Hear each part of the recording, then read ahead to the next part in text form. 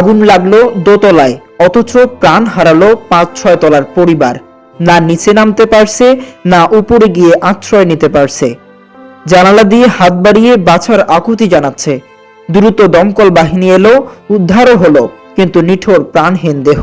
৬টি লাশ আর গুরুতর আহত কিছু প্রাণ। আগুনের সূত্রপাত বাড়িওয়ালাদের ফ্ল্যাট থেকে।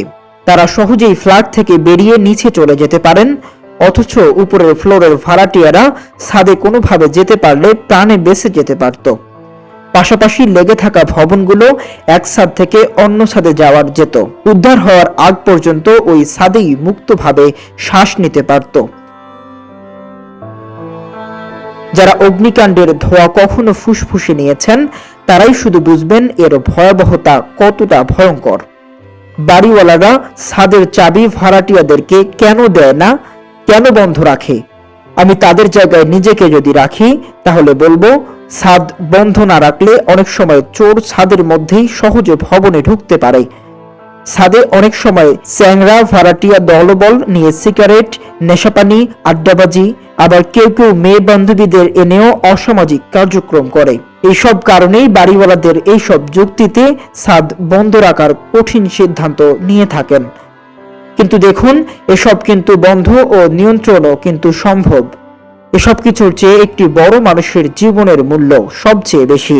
বিপদ বলে কয়ে আসে না, কিন্তু যেদিন আসবে সেদিন পূর্ণ ভবনের মানুষকেও ছাপ করে দেওয়ার ক্ষমতা রাখে। হোক সেটা ভাড়াটিয়া কিংবা বাড়িওয়ালা, কেউই মাপ পাবে না।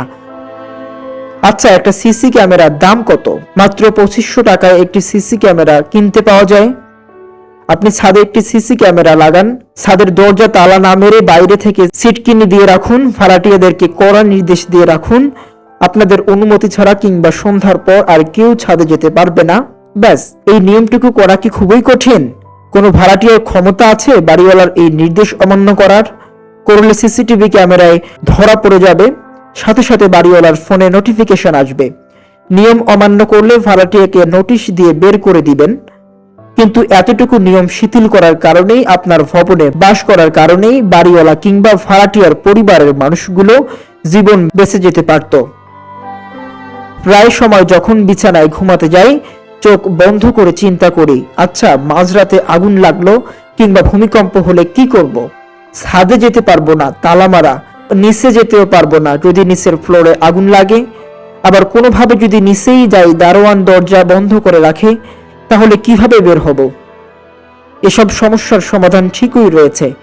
সেই সমাধানের জন্য বাড়িওয়ালাদের মানবিক এবং ভাড়াটিয়াদের নিয়ম মেনে চলতে হবে। আমার ভবনে থাকা মানুষগুলোর দায়িত্ব আমাকেই নিতে হবে। তেমনি বাড়িওয়ালার বিপদে ভাড়াটিয়াই সবার আগে ছুটে আসবে। সরকারের উচিত ভবন মালিক ও ভাড়াটিয়াদের নিরাপত্তার জন্য সঠিক নিয়ম চালু করা।